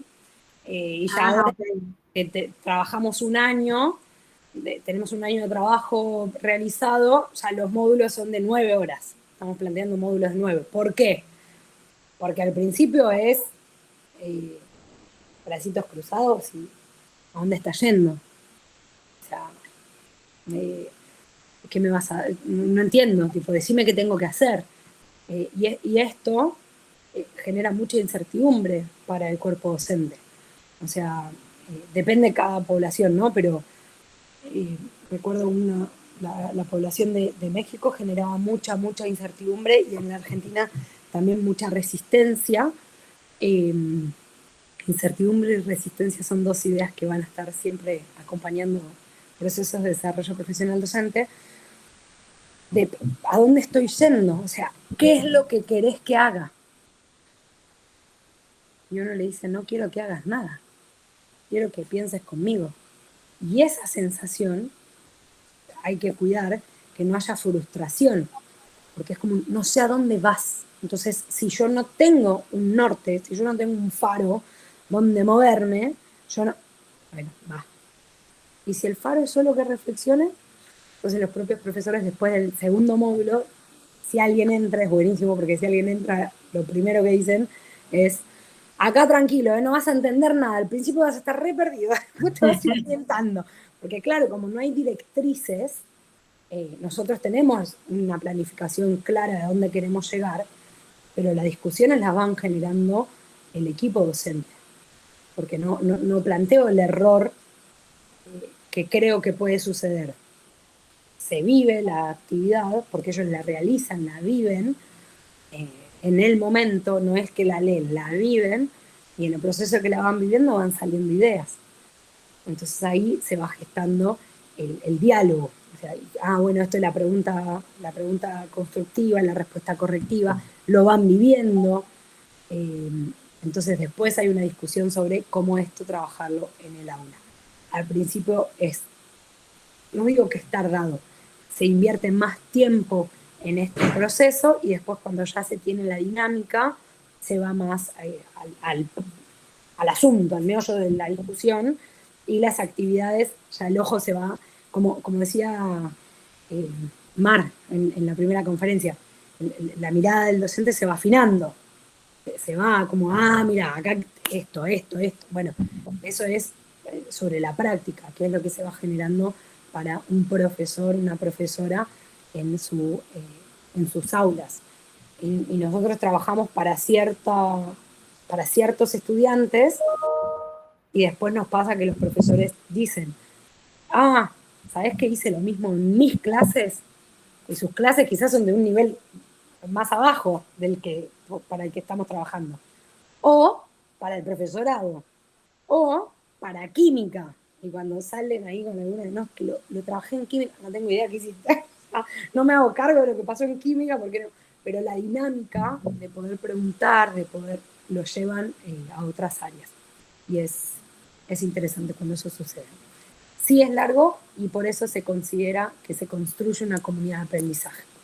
No únicamente, lo que dijiste, Sarina, no únicamente se transmite conocimiento, se genera una dinámica de diálogo y de reconozco a mi colega, que puede saber tanto o más que yo, y de quién puedo aprender. Y ahí se van generando debates. Qué lindo.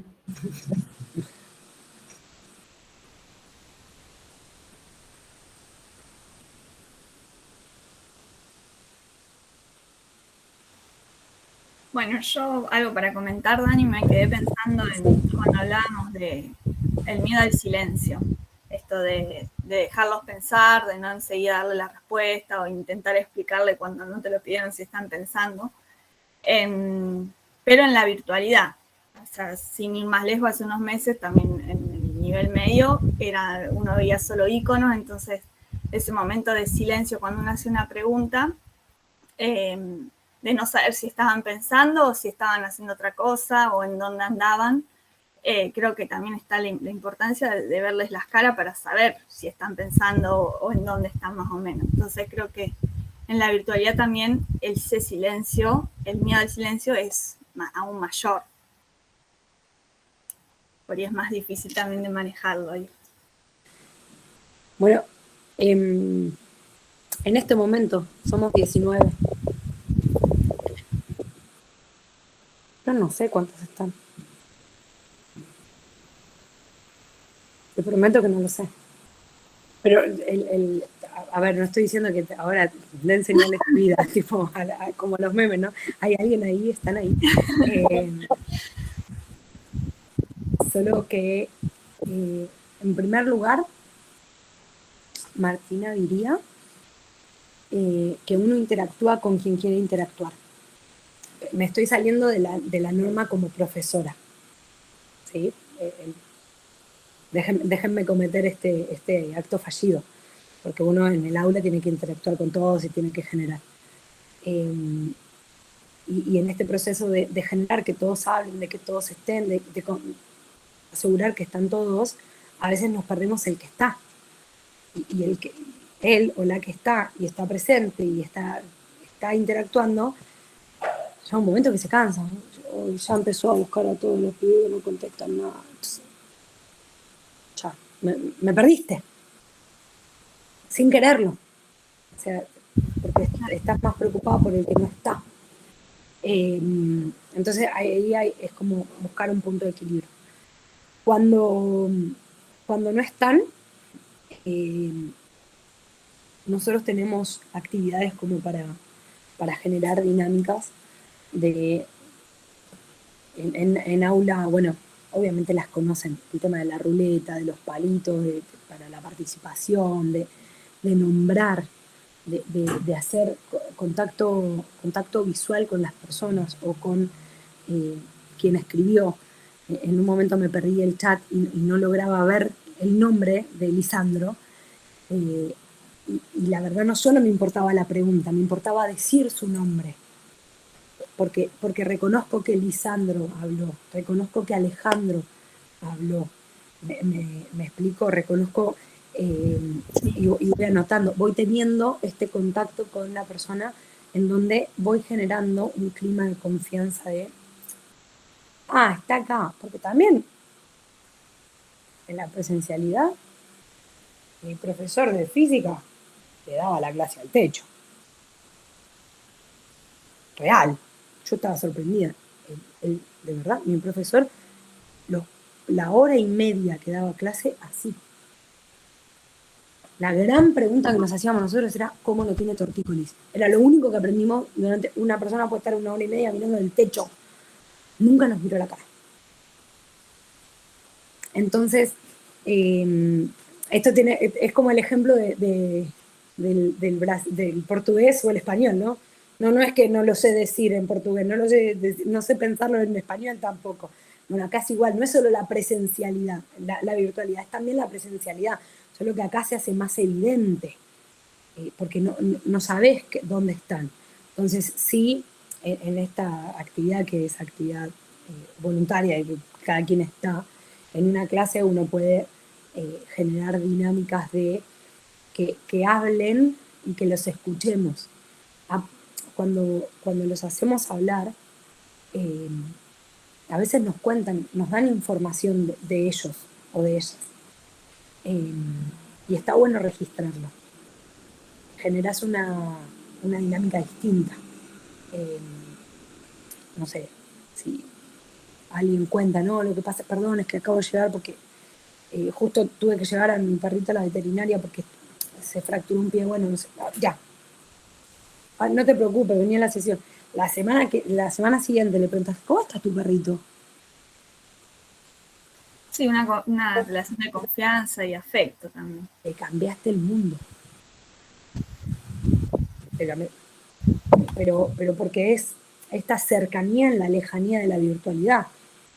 Te escucho, estoy atenta, si sonreís, si haces alguna cara como, no, bueno, viste Virginia que sí empatizás con lo que dije, ya, entonces sí me está mirando, sí. Son dinámicas para poder generar en la virtualidad. Y ahora la virtualidad tiene muchas complicaciones, tiene muchos beneficios, y es, nada, si a mí me decís qué preferís, y el mirar a los ojos es otra cosa, donde sea. El pasar por al lado y preguntarle, ¿estás bien? Cortito, es buenísimo. Y bueno, acá, justo con esta plataforma, no, pero el Zoom te permite el chat privado, entonces podés estar ahí jugando con el chat privado, estar atenta al chat porque hay personas que no quieren. Esto de, bueno, ahora no sé si vieron, pero acá entró la perra, pasó mi sobrino, me trajeron, pasaron un montón de cosas acá. Que bueno, como, sí. Pero pasan cosas. Bueno, yo estoy en este momento estoy expuesta, decido estar expuesta, pero hay personas que no quieren estar expuestas. Todo esto de que prendan la cámara, y la verdad me expones mucho, en todo sentido. Entonces, no quiero, bueno, entonces, ¿cuál es el mejor método para? Y si no hablas, ¿por qué? Entonces, del silencio sí sucede más o es más evidente. No sé si sucede más, pero es más evidente, que te cansás. Y aparte, en la clase, en vivo, cuando vos parabas de hablar, el resto empezaba a hablar. Entonces te tomabas como 3 minutitos para respirar, para tomar aire. Acá si parás de hablar están todos en silencio, entonces es como que no podés parar de hablar. Son dinámicas diferentes, entonces en verdad habría que estudiar si la virtualidad generó todas estas cosas. No lo puedo afirmar, pero sí es cierto que son diferentes. Y pues las propias actividades son súper distintas. No, pero se supone que estamos saliendo de poquito. Sí. Ojalá que todo siga bien. Y hay que sacarle beneficio a la virtualidad. O sea, no verla como algo 100% malo. Tiene sus cosas buenas. Hoy podés escuchar cuestiones de distintos lugares y podés dialogar con personas. Para nosotros en las actividades juntamos profesores de Colombia, de Brasil, de Argentina, de México, están todos juntos en una sala, profesores que quizás nunca salieron de su país, nunca salieron de su región, y solo me acuerdo en uno de los grupos que se sorprendió que teníamos horarios diferentes. Dijo, claro, yo sabía, pero nunca me tocó hablar con alguien de un horario diferente. Bueno, no, en Colombia empiezan las actividades en la escuela a las 7 de la mañana o más temprano. ¿Cómo es eso? No, sí, porque entonces, conocer otras realidades, otros tonos de voz, que los profesores de Brasil hablen un portuñol y de repente alguno que haya escuchado o haya ido a Brasil intente hablar. Entonces, bueno, esto es generar comunicación, dialogar sobre qué es la comunicación, qué es el hablar otro idioma. La pandemia ha generado estas interacciones que son productivas, conocer otras realidades. Entonces, no soy pro pandemia, pero tampoco me gusta solo ver el lado del vaso vacío de lo que nos dejó la pandemia, No, que hay muchas cosas malas. Tengo otra curiosidad. Diga, Sabrina. ¿En qué momento de tu carrera cambió la percepción de esto de yo voy a aprender de mis compañeros docentes y no venimos acá a enseñarles la genialidad porque sabemos más? Que en parte fue un poco lo que vivimos en nuestra educación. En mi educación fueron todas clases muy expositivas cuando hice profesorado, y los alumnos de profesorado éramos muy inferiores a los alumnos de licenciatura en conocimientos, y yo misma no me valoraba, ¿no? Como, porque total nunca iba a llegar.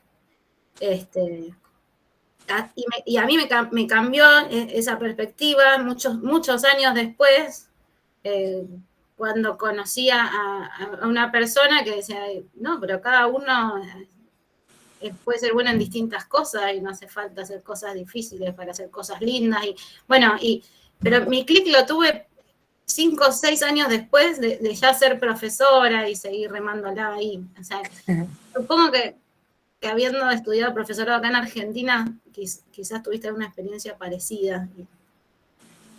Bueno, sí, viene desde antes de elegir la carrera. Por eso estudié empoderamiento docente, Sabrina. Por eso es mi bandera.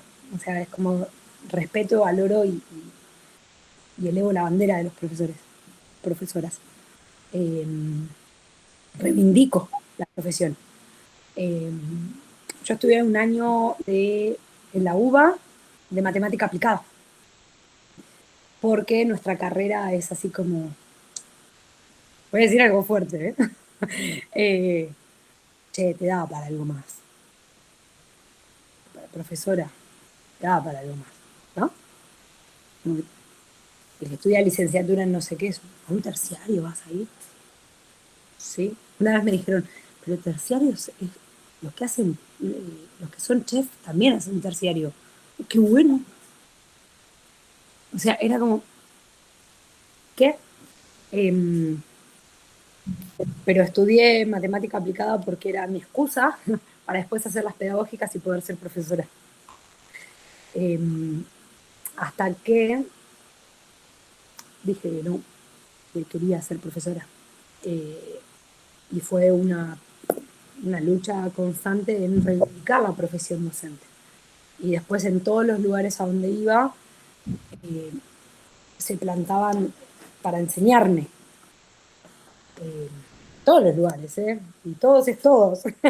No es solo en los cursos, en todos lados. Era como, yo ya era profesora de matemáticas, no por ser profesora digo, bueno, ya las tenía re claras todas, pero había estudiado.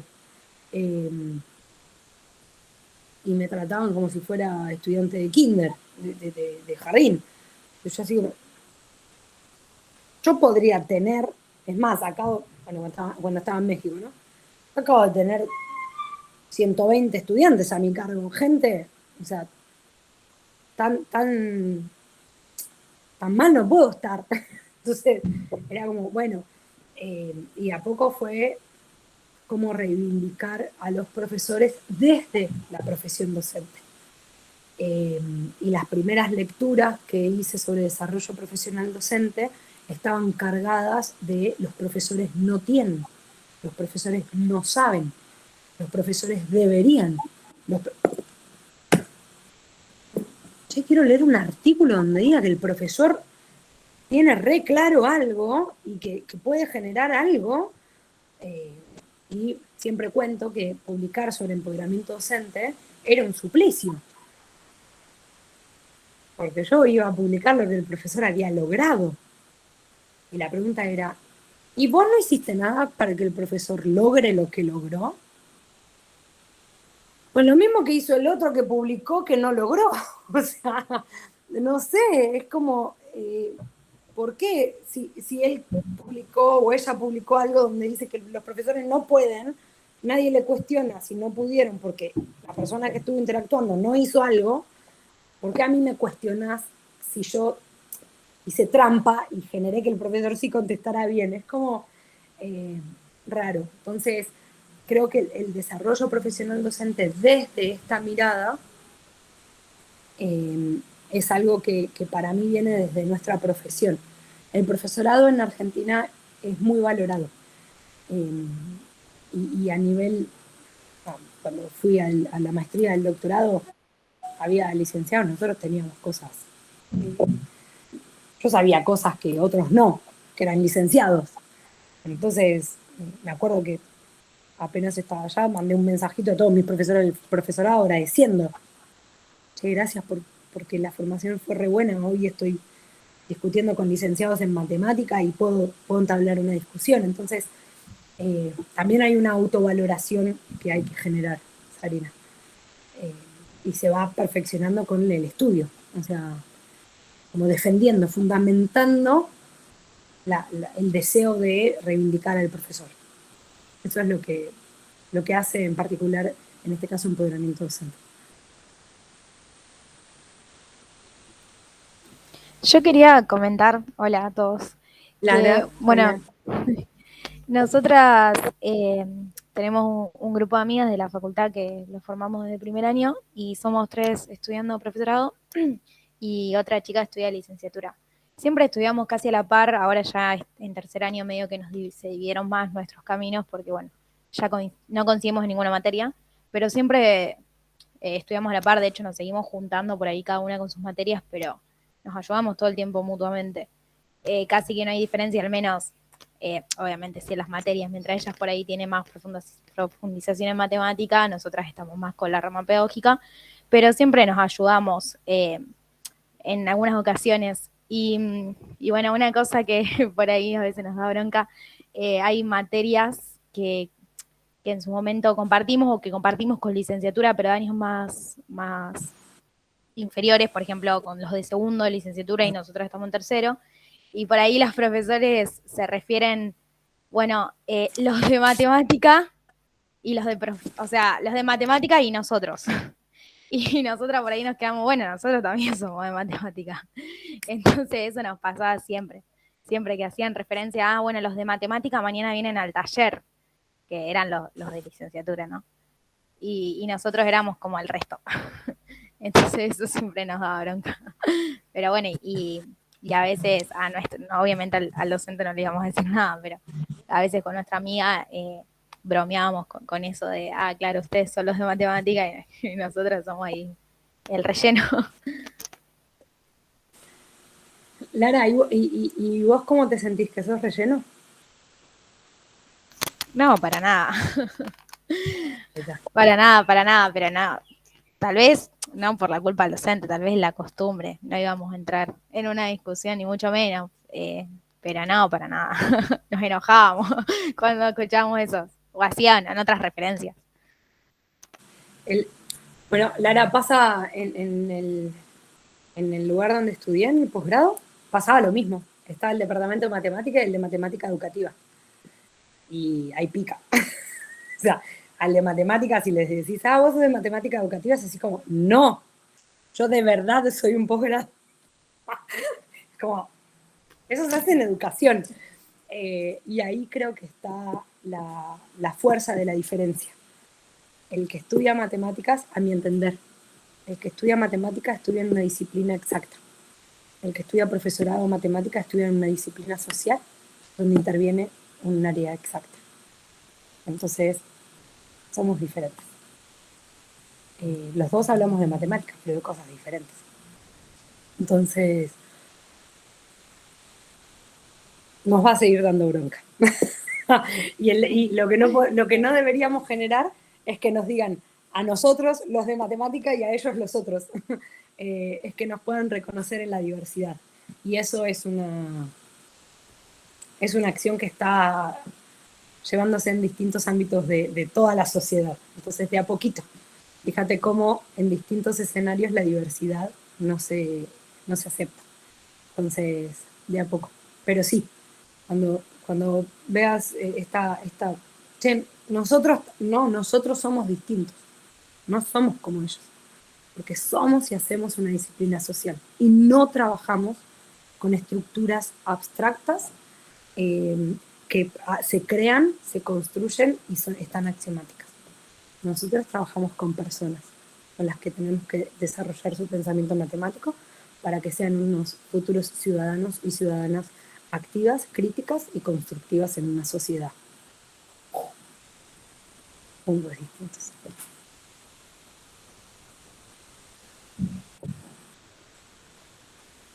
Bueno, una hermosa reflexión para dar cierre, ¿no? Está fácil. Formar personas críticas. Perdón si dije la palabra transmitir. No, pero oye, Están mis alumnas. No, es solo la costumbre de... Nada, ahí yo no. Ahí Paulo Freire trabajará la idea de la educación bancaria y no.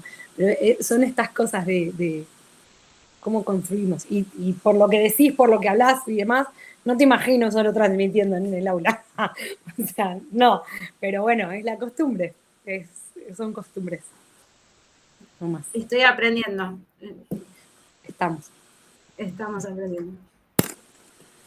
Bueno, ¿alguien quiere hacer algún aporte más? No sé, Nati, María, si...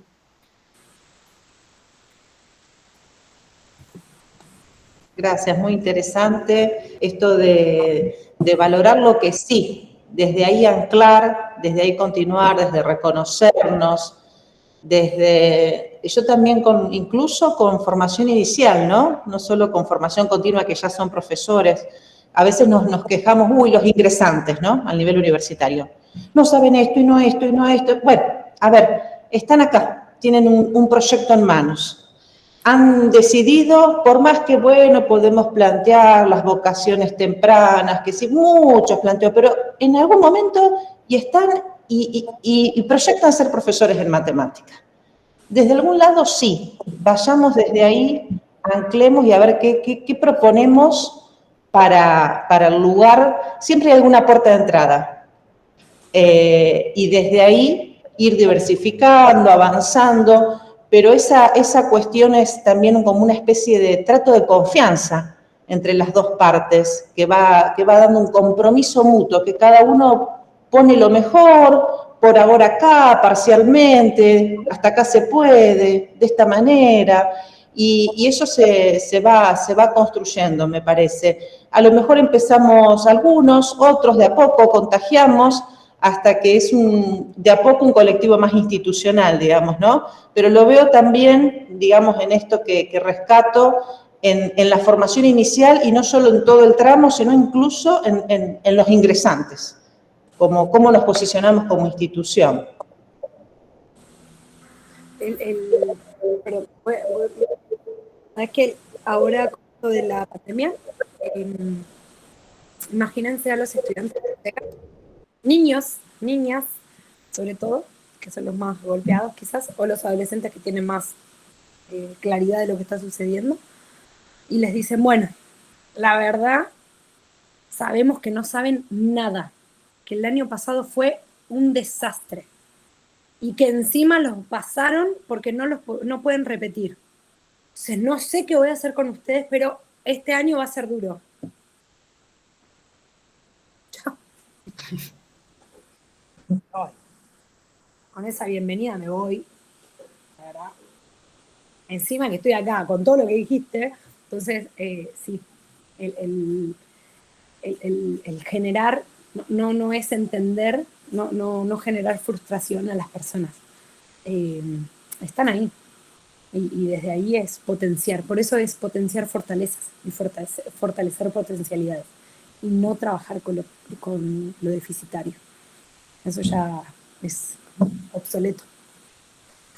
Sí, a mí Mariela, bueno, me dice Departamento de Matemática, pero Mariela, todo lo que fuimos, bueno, lo que fuiste charlando, desarrollando, y también lo que nosotros venimos trabajando en una línea de biografía escolar, ¿no? Y esto de buenos docentes, de docentes memorables, de lo que impacta.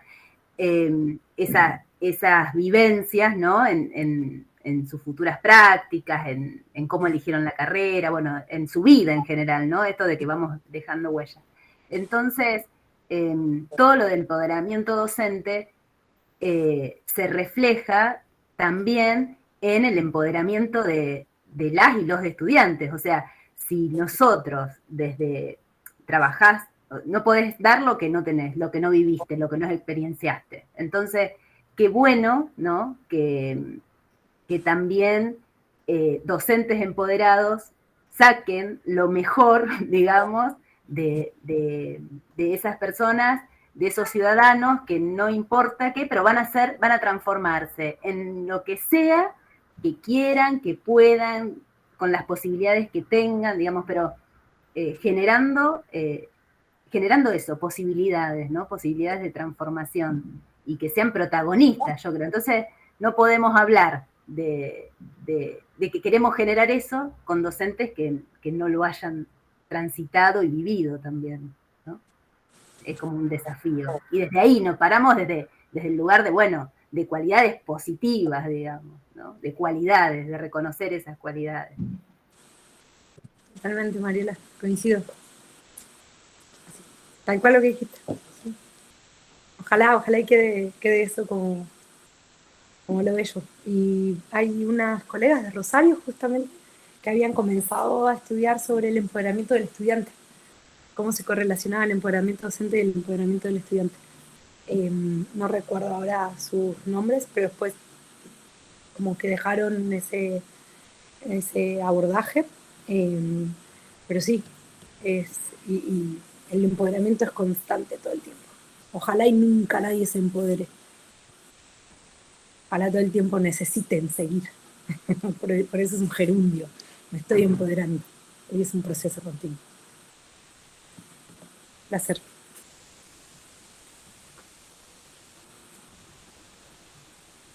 Bueno, desde ya que muchísimas gracias, infinitas gracias. Un placer compartir este encuentro. Bueno, placer enorme. Seguimos en contacto y ya nos Gracias. Bueno, gracias a todos y a todas por estar, por participar. Muy lindo. Adiós. Gracias, Daniela. A ustedes. Gracias. Nos vemos. Nos vemos, seguimos a la